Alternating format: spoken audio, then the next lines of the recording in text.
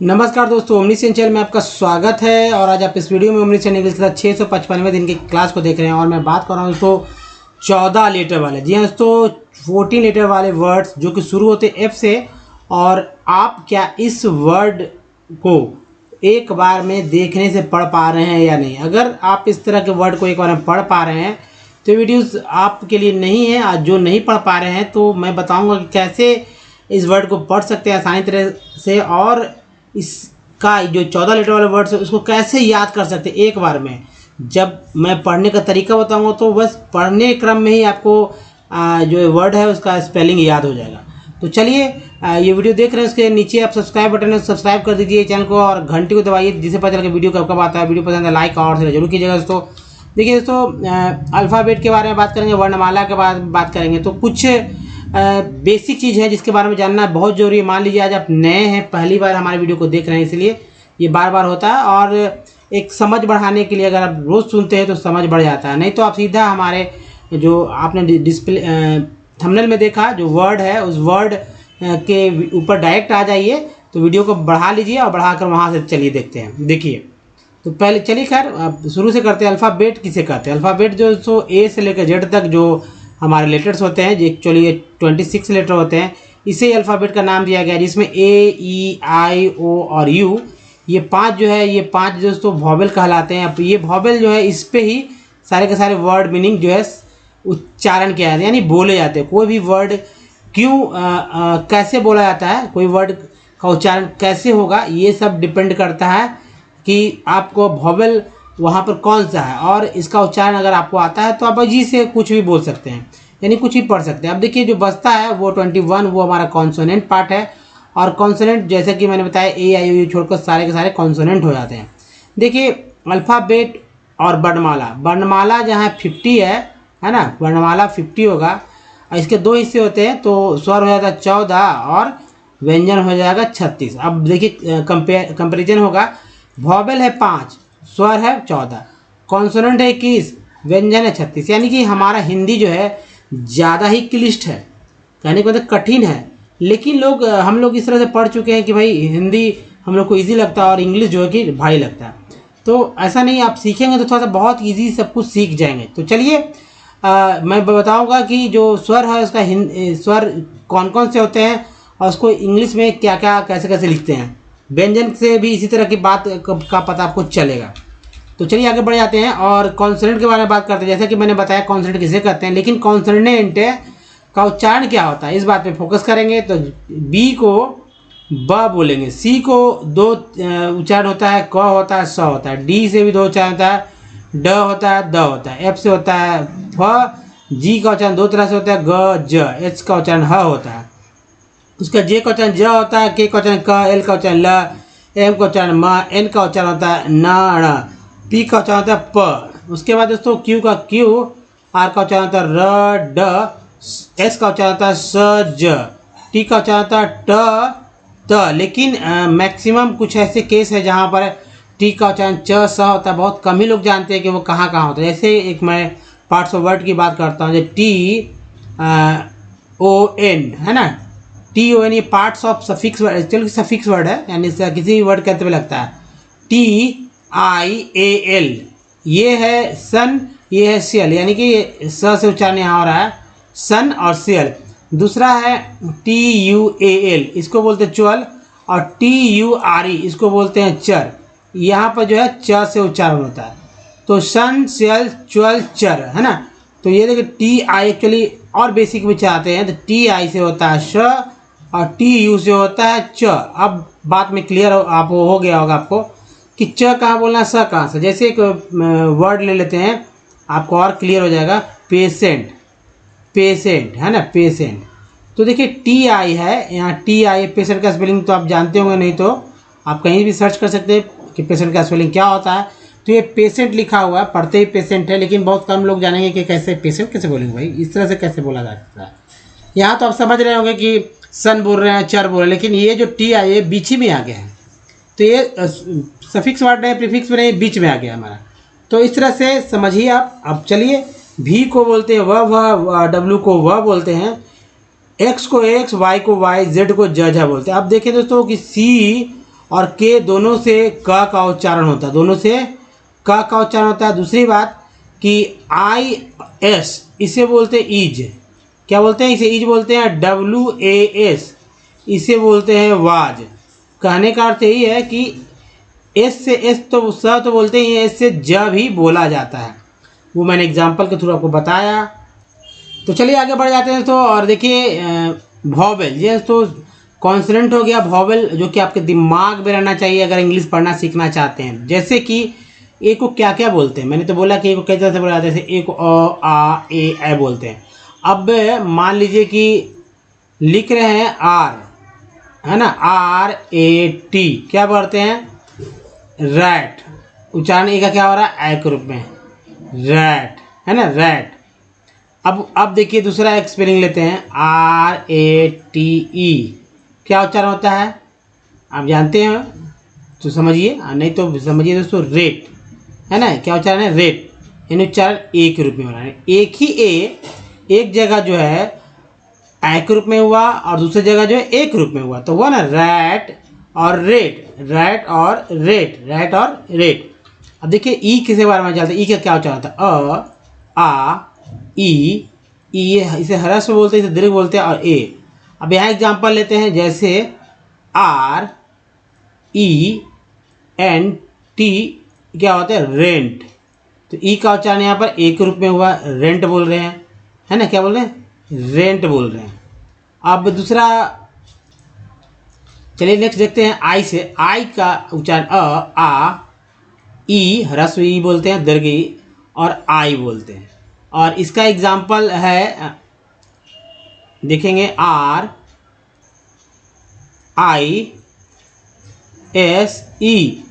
क्या बोलेंगे? राइज। आई का उच्चारण आई के रूप में हुआ, ये स्पेलिंग है राइज। नेक्स्ट देखिए ओ से क्या क्या होता है? तो आ उ, बड़ी ऊ है, और ओ। उच्चारण देखिए ROSE, क्या उच्चारण होगा? ओ का ओ के रूप में, रोज, है ना, रोज। नेक्स्ट देखिए यू से क्या क्या उच्चारण होता है? तो यू से को बोलते आ उ और यू। उच्चारण क्या हो जाएगा? RULE, rule. उच्चारण हो जाएगा रूल। अब एक और लेते हैं डबल ओ से, देखते हैं क्या क्या होता है। तो आ उ ओ। और इसके लिए देखिए यहाँ पर आप जानते हैं ROOM, रूम बोलते हैं, है ना, रूम। तो डबल ओ से बड़ी ओ के रूप में उच्चारण होता है। तो ये मैं इसलिए मैंने बताया, एक ही लेटर को मैंने लेके बताया ताकि आप समझें कि भाई तरह तरह से उच्चारण हो रहे हैं, है ना, और अलग अलग जगह अलग अलग वॉवेल्स का प्रयोग मैंने करके आपको दिखाया। तो इसी तरह से आपको पढ़ना सीखना होगा। चलिए, चाहे कोई भी वर्ड होता है इसके थ्रू ही पढ़ा जा सकता है। अब व्यंजन की बात करते हैं दोस्तों। जैसे व्यंजन, जैसे कि मैंने बताया कि 36 है, और हमारा क्या कॉन्सोनेंट जो होता है 21 होता है ना, 21। तो 21 ये 36 है। अंतर कितना है? तो अंतर है दोस्तों, जो आप देख रहे हैं अंतर हमारा हो जाएगा 15। जी हाँ, तो 15 डिजिट का जो है अंतर हो जाएगा। 15 डिजिट, जाहिर सी बात है 15 एक्चुअली हमारा कॉन्सोनेंट अलग है, यानी 21 तो इसमें है ही, लेकिन कुछ 15 ऐसे हैं जो कि आपको सिर्फ हेल्प लेना होगा लिखने के लिए। हिंदी में किसी नाम को या मैसेज करना सीखना है कि शुद्ध कैसे मैसेज किया जा सकता है, तो ये 15 की आवश्यकता आपको पड़ेगी ही पड़ेगी। दूसरी बात आपको याद करना होगा क ख ग ज्ञ तक, ये क ख ग व्यंजन ही है, ठीक है, व्यंजन है। अब इसमें सॉरी, अगर इसको अक्षर बनाना है तो क्या करना होगा? जैसे क है तो क में अ जोड़ देते हैं, ठीक है, तो होता है एक्चुअली व्यंजन में स्वर जोड़ते हैं, तो ये हमारा होता है क। इसको बोलते हैं क, इसको बोलते हैं व्यंजन, इसको बोलते हैं स्वर, इसको बोलते हैं अक्षर। तो ये है हमारा अक्षर। ये क्या है? ये है व्यंजन, ये है स्वर और ये है अक्षर। जितना भी देखिए स्वर की संख्या क्या मैंने बताया है आपको, 14, जो अगले स्लाइड में आप देखेंगे हिंदी के इंग्लिश के साथ। यहाँ भी आप देख रहे हैं कि व्यंजन के नीचे जो है लिखा हुआ इंग्लिश में। अब क लिखना है तो अगर लिख रहे हैं किसी का नाम वहाँ पर के आ गया है तो ये आधा माना जाएगा। जब ए लगा देंगे या ए ई, जो भी स्वर 14 जो इसका इंग्लिश होगा उसके अनुसार जो भी लगाएंगे तो वो पूरा माना जाएगा। अगर नहीं लिखेंगे ए या कोई और, तो समझिए अगर कुछ नहीं लिखा हो तो ये लिखेंगे, तब हो जाएगा कि पूरा क है या पूरा अक्षर है, और नहीं लिखेंगे तो आधा माना जाएगा, यानी व्यंजन माना जाएगा। तो चलिए बात समझ रहे होंगे। हमारा याद करने के लिए बहुत ही अच्छा तरह के याद, देखिए मेहनत आप ही को करना है, तो मैं सिर्फ यहाँ मार्गदर्शन करूँगा, तो याद कर लीजिए इसे, बहुत ही इम्पोर्टेंट है हमारा इस तरह का, अगर याद है तो चलिए अच्छी बात है। और नेक्स्ट देखिए, ये हमारा वर्णमाला का फर्स्ट पार्ट होता है जिसे स्वर कहते हैं, और ये संख्या जो है 14 है, आप काउंट कर सकते हैं। अब अ को ए, आ को डबल ए, लेकिन ए सिंगल ए का ज़्यादा इस्तेमाल होता है। अब ई के लिए जब लिखते हैं ना, ऐसे लिखें नाम हिंदी में या ऐसे करके उड़ाएँ, है ना, चाहे छोटी या बड़ी लिखते हैं तो आई का ही इस्तेमाल करते हैं। छोटी के लिए आई, बड़ी के लिए ऐसे बहुत जगह डबल ई का ही इस्तेमाल होगा, यू के लिए यू, बड़ी यू के डबल हो, और री के लिए आर ई, बड़ी री के लिए आर डबल ई। उसके बाद देखिए ए का उच्चारण ए का, ओ का ओ का, औ का, अन अ का। तो ए का उच्चारण एक ई के रूप में, ए का उच्चारण ए के रूप में, ओ का उच्चारण ओ के रूप में, औ का उच्चारण औ के रूप में, अन का उच्चारण ए एन के रूप में, अ का उच्चारण अ के रूप में। तो यहाँ पर ये भी ध्यान आपने देखा कि कैसे किस तरह से उच्चारण जो है तरह तरह से जो है यहाँ पर होता है, उसी अनुसार आप सीखिए, व्यंजन के साथ का प्रयोग कीजिए। व्यंजन के साथ लिखना आप अगर सीख जाते हैं तो आपको हिंदी में कोई भी नाम लिखते हैं, कुछ भी मैसेज करते हैं, चाहे वो तो व्हाट्सअप कहीं भी व्हाट्सअप पे करते ही हैं, टेक्स्ट मैसेज करते ही हैं, फेसबुक पे करते हैं, तो आप बहुत ईजी तरह से आप लिख पाएंगे इंग्लिश में, जो कि हिंदी का ही चीज़ होता है, हिंदी को इंग्लिश में लिख देते हैं हम लोग, है ना। तो चलिए आगे बढ़ जाते हैं, और देखिए दोस्तों यहाँ से जो कि आपका स्टार्ट है वीडियो, जो हमारे थंबनेल में था, फेटफुलनेस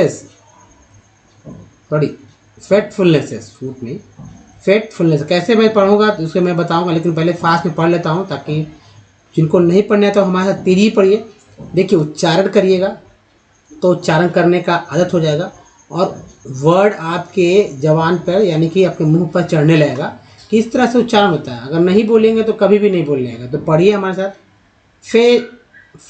देखिए fat headedness, fatuousnesses, fascinatingly, fasciculation, forsicalities, fork-leveries, favorableness, है ना, faultlessness, fault findings, phonistically, fallibilities, falsification, ये देखिए फेथलेसनेस, फैनेटिकलनेस, फैमिलियर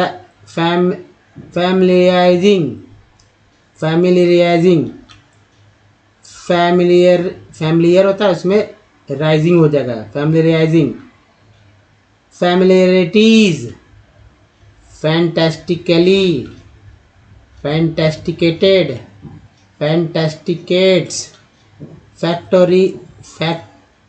फैक्टोराइजेशन, फैक्चुअलनेसेस, फैकल्टेटिवली, फैडिसनेसेस, फैक्शनलिज्म। कितना इजी से पढ़ा जा रहा है। तो दोस्तों अगर कोई दिक्कत हो रहा है तो यहीं पर वीडियो कर लीजिए बैक, 2 बार जरूर कीजिएगा बैक यहाँ पर, और 2 बार भी वीडियो को बैक कीजिएगा। एक्चुअली जब प्लस करके मैं बताऊंगा तोड़कर वहाँ पर, और एक टेक्स्ट है वहाँ भी देखना होगा उन से पार्ट से। चलिए नेक्स्ट देखिए, facilitation, facetiousness, feather fertilization, featherweight, functionalism, ferroelectric, fortification, ferromagnetic, foreknowledge, fossiliferous, ये फाइब्रोवैस्कुलर। दूसरी तरफ देखिए, fractionalize, ferrimagnetic, felicitation, ferroconcrete, frontogenesis, frequentative, feather stitch, fashion monger, फेवरेशनेसेस, feather brained, fearsomenesses, featherweights, fearlessnesses. तो हो गया ना दोस्तों। अब वीडियो कर लीजिए बैक। अगर आपको कोई है समस्या, सुनने में समझ में नहीं आया या कैसे उच्चारण करना है तो फिर सुनिए और देखिए। हालांकि यहाँ पर हिंदी लिख दिया गया है, लेकिन आप हिंदी से ज़्यादा इंग्लिश बोलने पर ज़्यादा ध्यान देंगे तो नहीं तो हिंदी पढ़ने में ही आपको समय ज़्यादा लग जाएगा।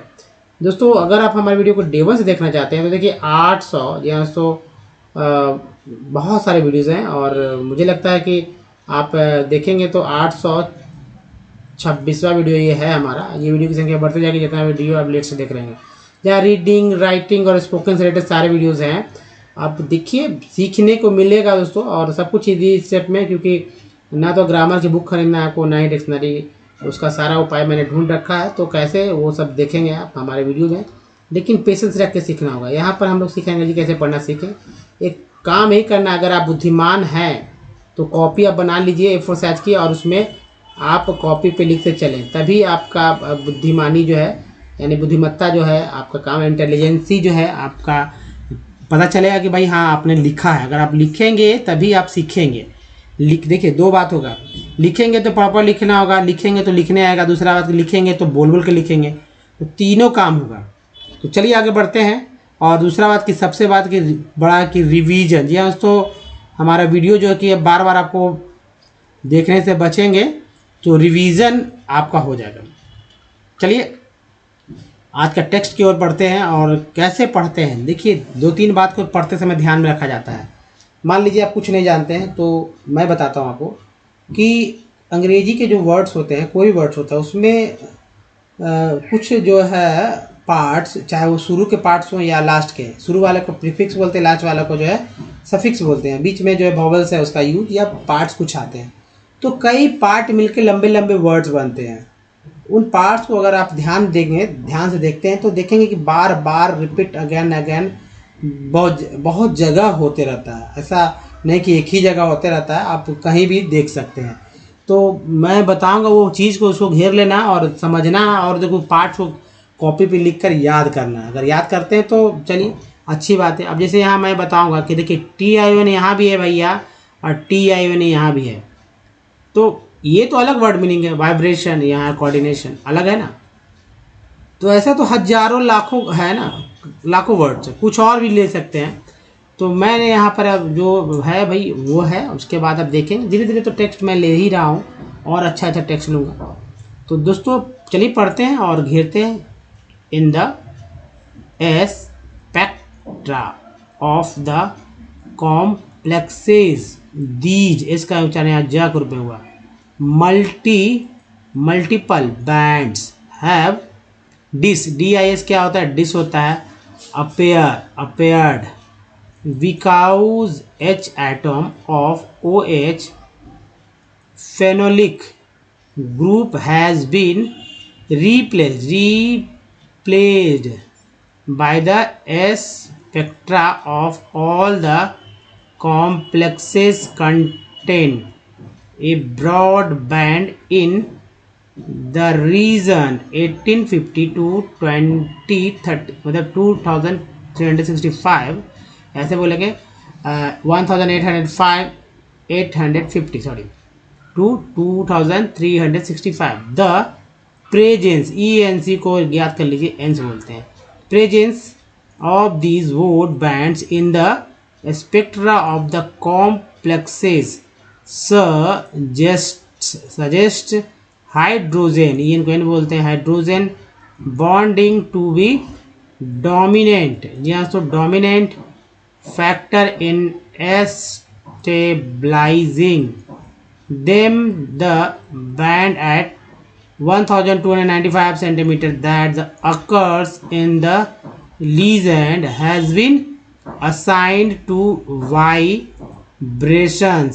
The shifting of all these bands to lower frequencies, इसको इस बोलते हैं, frequencies 11 to 42 centimeter in almost all the complexes is indicative, TIV को याद रखिए, टिव को, of the कोऑर्डिनेशन, सन को याद रखिए, थ्रू, है ना, the oxygen atom of the group of the legend in the spectra of the complexes, the 1620 यानी 1620 centimeter band of the legends which has been assigned 18 absorption has shifted frequencies, ISPs बोलते हैं frequencies. Similarly the 1267 centimeter band of the legends which is the attributed, TD को टेड बोलते हैं, attributed to the stretching nitrogen oxide vibration has shifted, देखिए टेड है, to lower frequencies, is हो गया, in the complex Y 13 to 49 centimetre. तो दोस्तों इस तरह से पढ़ना सीखिए. अगर कोई दिक्कत हो रहा है तो करिए वीडियो को बैग और यहाँ से देखिए कैसे उच्चारण. अगर समझते हैं बुझते हैं तो जाहिर सी बात है, मेरी बात को समझ रहे हैं तो आप इंग्लिश पढ़ना बहुत ही जल्दी सीख सकते हैं. तो चलिए अब थोड़ा मैं बताता हूँ कैसे पढ़ रहे हैं हम लोग, कैसे पढ़ सकते हैं. लंबा वर्ड मीनिंग था, अब मुझे याद करना है फेटफुलनेस. मुझे पढ़ने आ गया फेटफुलनेस, कैसे याद, स्पेलिंग याद होगा या कैसे पढ़ते हैं. देखिए ए के बाद जैसे ई आता तो एफेटी फैट होता है, ए के बाद ई आ गया तो उच्चारण ए का ए के रूप में न होकर ए के रूप में हुआ, तो यहाँ होगा फेट, ई का ई जो है अ के रूप में हो गया, तो फेटफुलनेस सेस, है ना, इस तरह से पढ़िए. फेट हेडेडनेस, फै, ए का फे से फै हो गया, टी यू से चू हो गया, मैंने बताया ही था आपको, टी यू से च होता है तो चू हो गया, फैचुअसनेसेस. उसके बाद देखिए फैसिनेटिंगली, फैसिक्यूलेशन. नेक्स्ट है फॉर्सिकैलिटीज. नेक्स्ट है फॉरले वेरीज, आई एस को इज बोलते हैं, यहाँ भी इज है, यहाँ भी इज है, यहाँ सन को याद रखिए, यहाँ ली को याद रखिए, यहाँ जो एस है इसको याद रखना है, ठीक है. फेवरेबल, एबल को याद रखिए और ई एस को याद रखिए. तो फेवरेबल हो गया, फॉल्ट, देखिए ई एस यहाँ है ना तो लेस हो गया, यहाँ पर लेन लगा तो नेस हो गया. देखिए ई डबल एस को याद रखना है, तो नेस लेस दो ही वर्ड तो आता है ज़्यादातर. फॉल्टनेस, फॉल्टलेसनेस, फॉल्ट फाइंडिंग, फॉल्ट फाइंडिंग हो गया, फाउनिस्टिकली, ठीक है. फैलिबिलिटीज, आई एस को ईज बोलते हैं, फैलिबिलिटीज. नेक्स्ट है फॉल्सिफिकेशन, टी एन को बोलते हैं सन, फॉल्सिफिकेशन. इधर देखते हैं फैथलेसनेस, फैंटिकलनेसेस, फैनेटिकलनेस, फैमिलियराइजिंग. नेक्स्ट है फैमिलियराइजिंग, यहाँ भी इसको ज बोल रहे हैं, जेड को ज, यहाँ भी इसको ज ही बोल रहे हैं. फैमिलियरिटीज, फैंटेस्टिकली, फैंटेस्टिकेटेड, देखिए टेड है यहाँ पर, फैंटेस्टिकेट्स, फैक्टोराइजेशन, टी एन को सन को याद रखिए, टेड को याद रखिए, ईज को याद रखिए, इन को याद रखिए, है ना. फैक्चुअल, देखिए टी यू एल को चुअल बोल ही रहे हैं तो चुअल को याद रखिए. फैक्चुअलनेसेस, फैकल्टेटिव को याद रखिए, टिवली, फैकल्टेटिवली, है ना. फैडिसनेसेस, और ये फैक्शनलिज्म, आई एस को याद रखिए, इज्म को एन एस लग गया इसमें, इज्म को याद रखिए. चलिए नेक्स्ट देखते हैं. तो ये है, तो चलिए फिर से देखते हैं. और ये देखिए तो है फैसिलिटेशंस, है ना, सन्स बोलेंगे. नेक्स्ट है facetiousness, feather wedded, feather headed, fertilization, featherweight, functionalism, I S M को इज्म बोलते हैं ना. Ferroelectric, fortification, T N को सन यहाँ बोला जा रहा है, सी ए को के, 40 एफ आर 40 फी यहाँ पर प्लस कर दीजिए, फोर्टिफिकेशन हो जाएगा, फोर्टिफिकेशन. Ferromagnetic. नेक्स्ट है foreknowledge, fossiliferous, fibrovascular. Next देखिए fractionalize, ferrimagnetic, felicitations, ferroconcrete, frontogenesis, frequentative, feather stitch, stitch को च बोलते हैं, फैशन मॉन्गर, फेवरिस नेसेज, फेदर ब्रेंड, फियरसमनेसेज। और यहाँ देखिए, यहाँ जो नेस है फियरसमनेसेज, यहाँ पे प्लस कर लीजिए। आप कई जगह तोड़ सकते हैं, मैंने थोड़ा सा हिसाब से तोड़ा है। फेदर वेट्स है ना, फेदर वेट्स एक साथ, और फियरलेसनेसेज। तो दोस्तों इस तरह से अगर आप सीख सकते हैं अच्छी तरह से पढ़ना, तो अगर समझना है फिर से तो वीडियो को बैक करके और देखिए कहाँ कहाँ मैंने तोड़ा है। तो ध्यान से देखेंगे तो एक ही बार में आपको सारे के सारे लंबे 14 लेटर वाले वर्ड के जो स्पेलिंग एक ही बार में हो जाएगा। उसको लिख कर देखिए, किसी से कहिए बोलिए, कोई बोलेंगे और कोई आप लिखवा कर देखिए। ये आप मोबाइल आवाज़ दे दीजिए मेरा, और मोबाइल को दूसरे साइड में घुमा लीजिए, पीछे रख लीजिए और स्पेलिंग लिख के देखिए, प्रैक्टिस कीजिए, लिखने आ जाएगा। थोड़ा सा होगा शुरू में दिक्कत, लेकिन बाद में सब कुछ आएगा, दिमाग में भी याद होगा स्पेलिंग कैसे याद होना है। दोस्तों सबसे इम्पोर्टेंट जो हमारा वॉवेल्स है, उस वॉवेल को याद करने का तरीका क्या होना चाहिए, तो मैं बताता हूँ तरीका कि देखिए सभी वॉवेल में अ आ तो है ही, ई आई में दो और बढ़ा लीजिए तो 4 हो गया, ओ यू डबल ओ में जो है यू बढ़ा लीजिए तो 3 हो गया। अब देखिए यू को तो यू बोलते हैं ना, लिखा हुआ भी है, ओ को बोलते हैं वहाँ लिखा हुआ, आई को आई बोलते हैं लिखा हुआ, ए को ई बोलते हैं, ई को ए ई भी बोलते हैं, ए भी बोलते हैं, ए को ए आई दोनों बोलते हैं, है ना। तो चलिए आप कुछ पुराने वर्ड मीनिंग ले लीजिए, अगर पढ़ना सीखना है तो पुराने वर्ड ले लीजिए। और क्या कीजिए कि ये कॉपी पे चाहे दिमाग में रखिए, चाहे इसे कॉपी पे लिख लीजिए वॉवेल के साथ, मात्रा के साथ या नहीं भी। जैसे ए से यहाँ वर्ड है, ई से है, आई से है, ओ से है, यू से है, डबल ओ से है। तो कंपनी में ए का उच्चारण क्या हुआ, अ का हुआ, कंपनी में ए का उच्चारण। सॉल्ट में ए का उच्चारण क्या हुआ, आ का हुआ। केयर में ए का उच्चारण क्या हुआ, ए का हुआ। मैप में ए का उच्चारण क्या हुआ, ए का हुआ। परफेक्ट में 2 ई है, तो पहला ई का उच्चारण अ के रूप में, दूसरा ई का उच्चारण जो है ए के रूप में हुआ। पर प्रीफिक्स में ई का उच्चारण जो है छोटी बड़ी के रूप में। 10 में ई का उच्चारण ए के रूप में, ए के रूप में। आई सर में जो आई है, आई से चलते वर्ड, तो सर लिखते हैं सर, सर में आई का उच्चारण अ के रूप में हो रहा है, सिंपल। फिग में आई का उच्चारण जो है वो छोटी के रूप में, टीन में आई का उच्चारण बड़ी के रूप में, लाइन में आई का उच्चारण जो आई के रूप में, जैसे लाइन, टाइम, राइन, बहुत सारे वर्ड मीनिंग है। एसोसिएशन में ओ का उच्चारण अ के रूप में, आउट में ओ का उच्चारण जो है आ के रूप में, मून में डबल ओ का उच्चारण जो है बड़ी ओ के रूप में, लोन में ओ का उच्चारण ओ के रूप में। अब देखिए ब्यूटी बट में यू का उच्चारण जो है अ के रूप में, पुट में यू का उच्चारण यू के रूप में, ट्यून में यू का उच्चारण जो है ई यू के रूप में।